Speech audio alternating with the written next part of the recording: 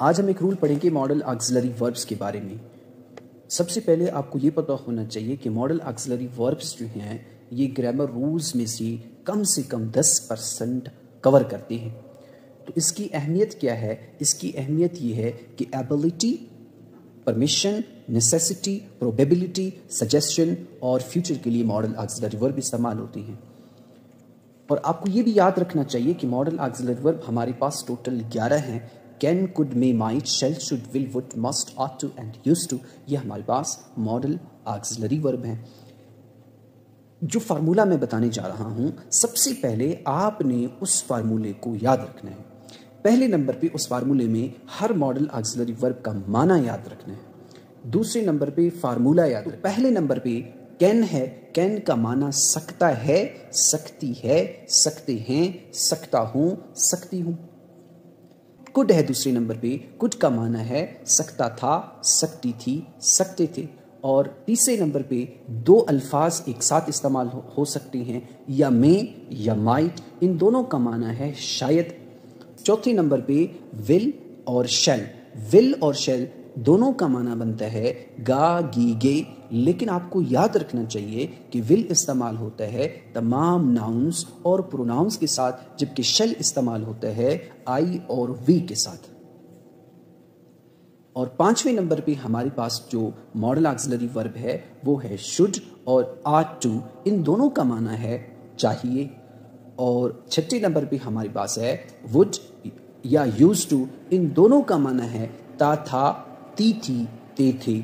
और सातवें नंबर पे हमारे पास जो मॉडल ऑक्सिलरी वर्ब है वो है मस्ट, और मस्ट का माना है जरूर चाहिए। फार्मूले की तरफ चलते हैं। फार्मूला हमारा बनता है subject, model auxiliary verb, first form of the verb, फिर उसके बाद ऑब्जेक्ट। बहुत आसान है। अगर आपने इस फार्मूले को समझा तो तमाम मॉडल ऑक्सिलरी वर्ब की यूजेस आपके लिए आसान हो जाएंगी। पहला जुमला है मैं अंग्रेजी बोल सकता हूँ, आई कैन स्पीक इंग्लिश। क्योंकि सकता हूं माना आ गया, आपने कैन इस्तेमाल करना है। आई हमारे पास सब्जेक्ट, कैन हमारे पास modal auxiliary verb, speak first form of the verb, English object है। वो मुझे पढ़ा सकता था, he could teach me, he subject, could modal auxiliary verb, teach first form of the verb, me जो है ऑब्जेक्ट।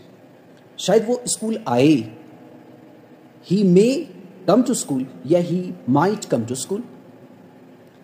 ही सब्जेक्ट है, मे या माइट मॉडल ऑक्सिलरी वर्ब है, come first form of the verb है, टू स्कूल ऑब्जेक्ट है। वो school आएगी, she will come to school, she subject, will modal auxiliary verb, come first form of the school object.